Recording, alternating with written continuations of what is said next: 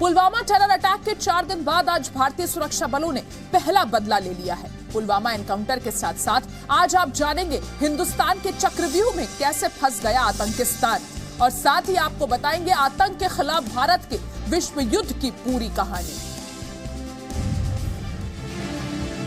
Pulwama terror attack के 4 दिन बाद 40 जवानों की शहादत का पहला बदला पूरा हुआ।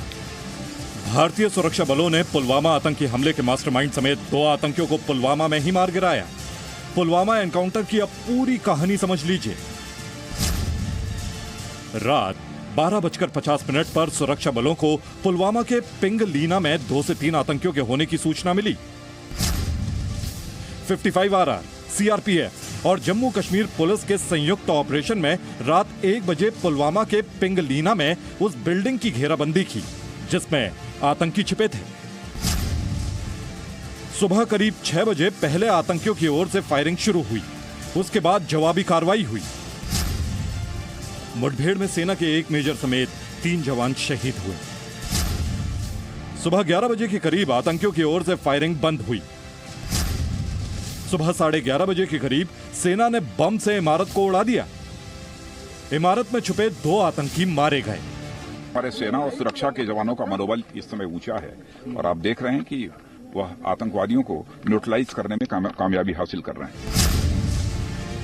यहाँ पर कहीं पर 100 लोग, कहीं 200 लोग, कहीं 500 लोग, ये भीड़ अचानक अप्रोच करने की कोशिश करती है और फोर्सेस वहाँ पर डिप्लॉय हैं जो भीड़ को रोकने की कोशिश करते हैं। मकसद सिर्फ एक है कि किसी तरीके से उस जगह पर जहाँ पर फायरिंग चल रही है वहाँ पहुँचा जाए और आतंकियों की मदद की जाए। लेकिन घेरा काफ़ी कड़ा है और लगातार जो फोर्सेस हैं वो इस कोशिश में है कि ऑपरेशन को जल्द खत्म कर दिया जाए। हालांकि दुख की खबर भी है कि सेना के 4 जवान जिसमें 1 मेजर रैंक के अधिकारी हैं वो इस हमले में शहीद हो चुके हैं। तो हम आपको ठीक उस जगह लेकर के आए हैं जहां पर यहाँ लगातार ऑपरेशन जारी है। हम आपको दिखा रहे हैं कि किस तरीके से पत्थरबाज से भी निपटना है, सिक्योरिटी फोर्सेस को और आतंकियों को ही मारना है। आज के एनकाउंटर की सबसे बड़ी विजय रही आतंकी संगठन जैश-ए-मोहम्मद के चीफ मौलाना मसूद अजहर के लाडले अब्दुल रशीद गाजी की मौत। अब्दुल रशीद ही वो आतंकी था जिसने पुलवामा टेरर अटैक की साजिश रची थी। अब्दुल रशीद ने ही आतंकी आदिल डार को फिदायीन हमले के लिए ट्रेनिंग दी थी। रशीद मौलाना मसूद अजहर के सबसे खास आतंकियों में से एक था। वो आईडी बनाने में एक्सपर्ट था। साथ ही उसने तालिबान आतंकियों से भी ट्रेनिंग ली थी। कहा जा रहा है कि उसने पीओके से दिसंबर 2018 में कश्मीर घाटी में घुसपैठ की थी। पुलवामा में जैश के आतंकियों के खिलाफ बड़े ऑपरेशन की शुरुआत हो चुकी है। पुलवामा में रविवार रात से शुरू हुआ एनकाउंटर में 1 मेजर और 3 जवान शहीद हो गए।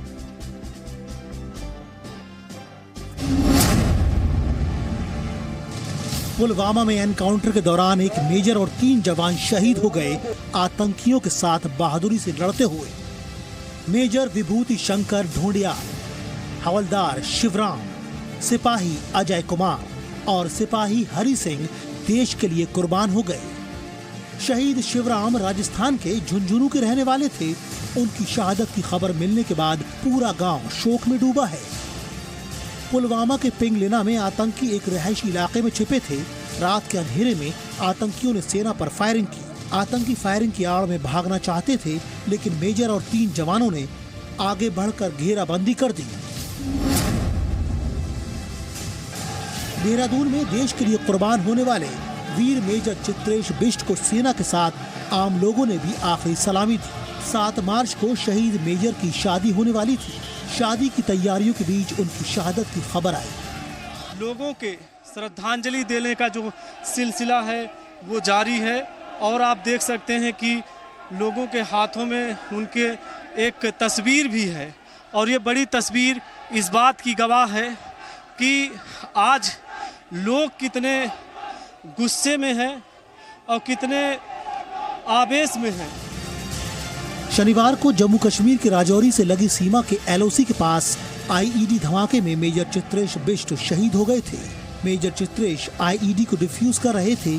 इसी दौरान एक आईईडी को डिफ्यूज करते हुए डिवाइस एक्टिव हो गई। पुलवामा में सीआरपीएफ के काफिले पर हमले के बाद अब तक 2 मेजर समेत कुल 5 सैनिक शहीद हो चुके हैं। पुलवामा एनकाउंटर में मेरठ के रहने वाले सिपाही अजय भी शहीद हुए। उनके घर शहादत की खबर पहुंचने के बाद से ही शोक है। पुलवामा में शहीद सिपाही अजय मेरठ के रहने वाले थे। 28 साल के शहीद अजय के घर वालों को फोन पर उनकी शहादत की खबर मिली। शहीद अजय ने रविवार को अपनी पत्नी को फोन किया था। शहीद अजय ने स्पेशल ऑपरेशन में जाने की बात कही थी। शहीद अजय पुलवामा में आतंकियों से मुठभेड़ करने वाली टीम में थे। शहीद अजय ने जान की परवाह ना करते हुए आतंकियों से मुकाबला किया। शहीद अजय को गोली लगी थी। और अपने दर्शकों को एक बार फिर से बता दें कि पुलवामा में करीब 18 घंटे से आतंकियों के साथ एनकाउंटर चल रहा है। 3 आतंकवादी इस एनकाउंटर में मारे गए हैं। ब्रिगेडियर हरबीर सिंह और एसओजी के एक सब इंस्पेक्टर घायल हुए हैं। दक्षिण कश्मीर के डीआईजी अमित कुमार के पैर में गोली लगी है। सेना के मेजर सहित 4 जवान शहीद हुए। ये करके वापस चले जाइए, आपकी जाने जो है बहुत। तो अपने दर्शकों को एक बार फिर से बता दें कि पुलवामा में करीब 18 घंटे से आतंकियों के साथ एनकाउंटर चल रहा है। 3 आतंकवादी इसमें मारे गए हैं। एक ब्रिगेडियर, एसओजी, सब इंस्पेक्टर इसमें घायल हुए हैं और दक्षिण कश्मीर के डीआईजी के पैर में गोली लगी है।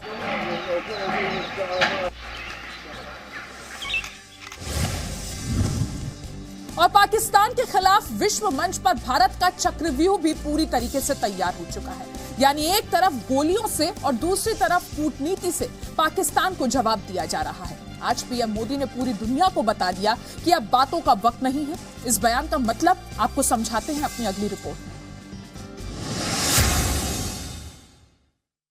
पुलवामा में हुआ क्रूर आतंकवादी हमला यह दिखाता है कि अब बातों का समय निकल चुका है। अब सारी दुनिया को आतंकवाद और उसके समर्थकों के विरुद्ध एकजुट होकर ठोस कदम उठाने की आवश्यकता है। आतंकवाद पर प्रधानमंत्री नरेंद्र मोदी का ये कड़ा संदेश है पाकिस्तान और पूरी दुनिया के लिए। नई दिल्ली में अर्जेंटीना के राष्ट्रपति मॉरिसियो माक्री से डेलीगेशन लेवल की बातचीत के बाद प्रधानमंत्री मोदी ने आतंकवाद पर बड़ा बयान दिया। इस बैठक की बड़ी बात यह रही कि आतंकवाद के खिलाफ लड़ाई में भारत को अर्जेंटीना का साथ मिला है। अर्जेंटीना ने भी माना कि आतंकवाद वैश्विक शांति और स्थिरता के लिए बड़ा खतरा है।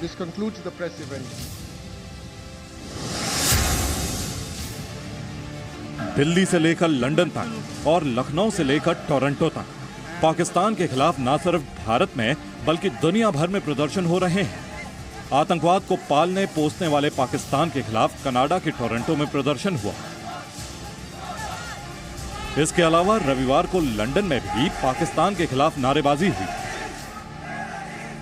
वैश्विक मंच पर इस तरह के प्रदर्शन से पाकिस्तान पर दबाव बनना तय है। साथ ही अंतर्राष्ट्रीय बिरादरी को भी ये बात समझ में आ जाएगी कि पाकिस्तान के खिलाफ कड़ा एक्शन लेना जरूरी है। और पाकिस्तान के खिलाफ विश्वव्यापी अभियान में भारत के साथ कौन कौन है और आतंकिस्तान किस तरह भारत के चक्रव्यूह में फंस चुका है, इसकी पूरी कहानी आप देखिए और समझिए। आतंकवाद के खिलाफ निर्णायक युद्ध में मुस्लिम देश मोरक्को भी भारत के साथ है। मोरक्को के दौरे पर गई विदेश मंत्री सुषमा स्वराज ने कहा कि वो पुलवामा टेरर अटैक की वजह से मोरक्को का दौरा रद्द करना चाहती थी, लेकिन पीएम मोदी ने उनसे मोरक्को जाने की अपील की। ऐसा क्यों किया, सुषमा स्वराज से सुनिए। हमारे 40 जवान एक ही बार में ब्लास्ट से मार दिए गए। मुझे भी ये लगा कि मुझे विजिट कैंसिल कर देनी चाहिए, लेकिन जब मैंने प्राइम मिनिस्टर से कहा, उन्होंने कहा आप मोरक्को जा रही हैं। मोरक्को वो मुल्क है जो टेररिज्म के खिलाफ हमेशा हमारे साथ खड़ा रहा है। मोरक्को वो मुल्क है जो काउंटर टेररिज्म की दिशा में हमारे साथ समझौता करने जा रहा है, और मोरक्को वो मुल्क है जो रेडिकलाइजेशन के खिलाफ लड़ाई लड़ रहा है। इसलिए आप जरूर जाइए। आतंकवाद के खिलाफ जंग में भारत को इजराइल, अमेरिका, रूस, फ्रांस, जर्मनी, यूरोपीय यूनियन, ईरान, अफगानिस्तान समेत विश्व के ज्यादातर देशों का समर्थन मिला है और पाकिस्तान अलग थलग पड़ चुका है।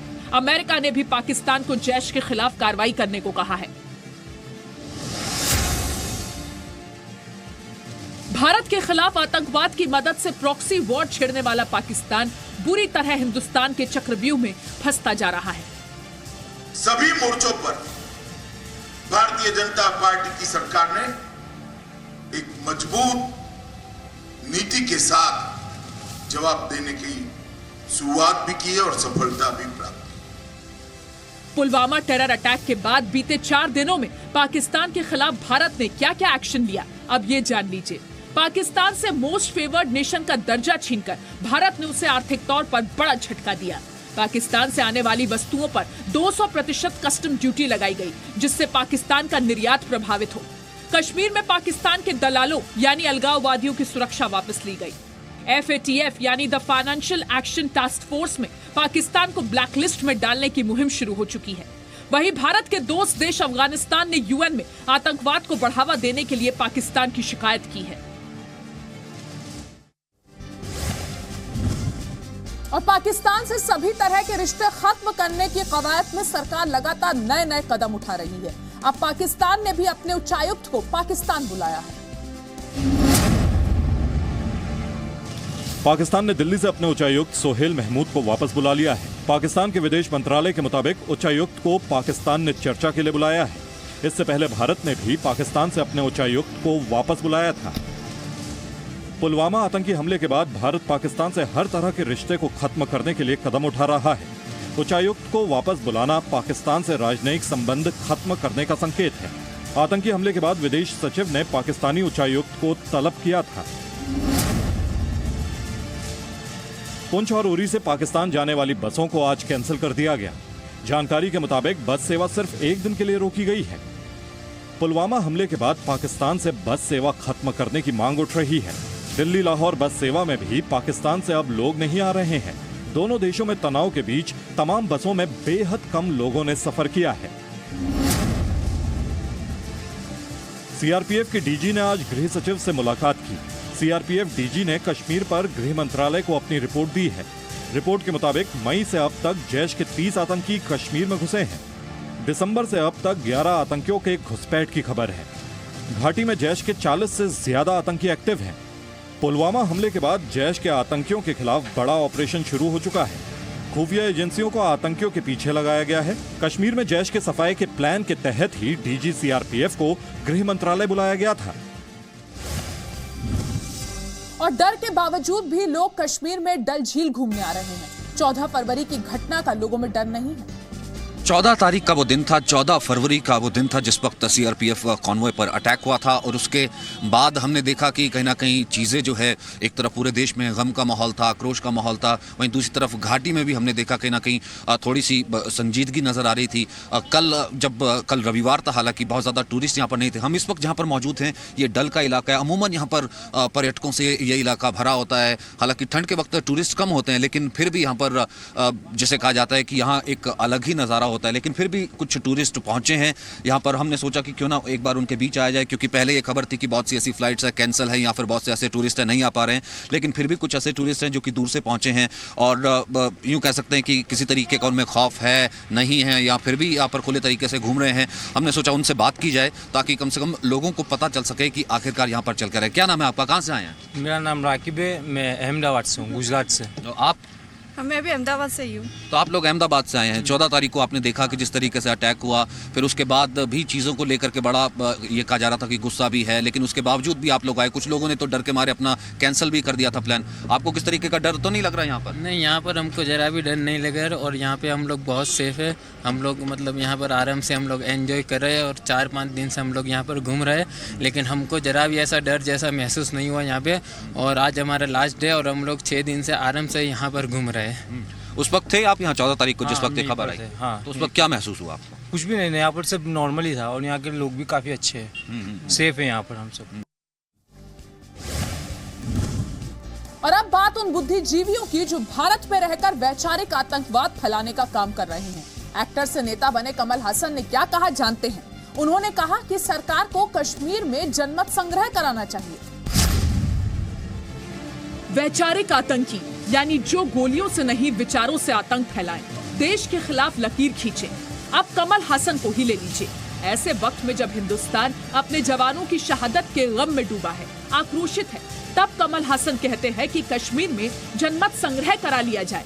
अभिनेता से नेता बने कमल हासन को आप किस श्रेणी में रखेंगे, ये आप तय कीजिए। लेकिन कश्मीर में जनमत संग्रह की बात कम से कम कोई देशभक्त तो नहीं कर सकता है। दुनिया के किसी देश में कोई अपने देश को गाली नहीं देता है। हमारे यहाँ अपने देश को गाली देने वाले बहुत मिल जाते हैं। ऐसे लोगों के ऊपर नकेल कसना देश का काम है। पंजाब विधानसभा में आज पाकिस्तान परस्त कांग्रेस नेता और मंत्री नवजोत सिंह सिद्धू के खिलाफ प्रदर्शन हुआ, नारेबाजी हुई। पंजाब सरकार के मंत्री नवजोत सिंह सिद्धू और अकाली दल के नेता के बीच बहस भी हुई। अकाली दल के नेता बिक्रमजीत सिंह मजीठिया ने नवजोत सिंह सिद्धू के बयान का विरोध किया। सिद्धू ने पुलवामा हमले के बावजूद पाकिस्तान से बातचीत की वकालत की थी। अकाली दल ने कहा कि पंजाब सरकार सिद्धू के बयान को लेकर अपना स्टैंड साफ करे।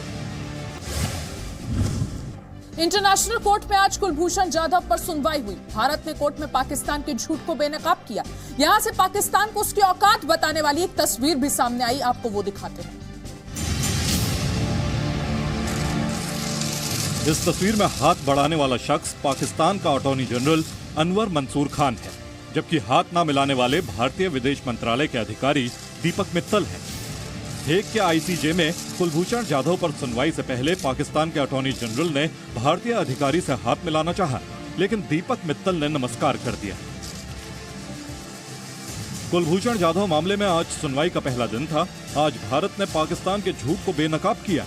कल इस मामले पर फिर सुनवाई होगी।